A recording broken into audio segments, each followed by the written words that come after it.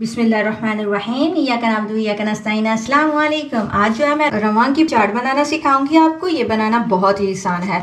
ये देखिए, ये मैंने रवान की फलियों के जो बीज होते हैं वो ले लिए थे, इनको उबाल लिया था। ये देखिए कैसे गल चुके हैं। इनको पहले मैंने भिगो के रखा था, उसके बाद मैंने इनको उबाल लिया है नमक डाल के।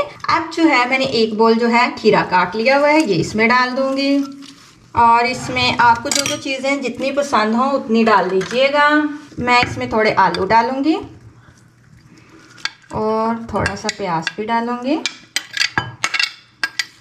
थोड़े से टमाटर डालूंगी इसमें और बंद गोभी डालूंगी।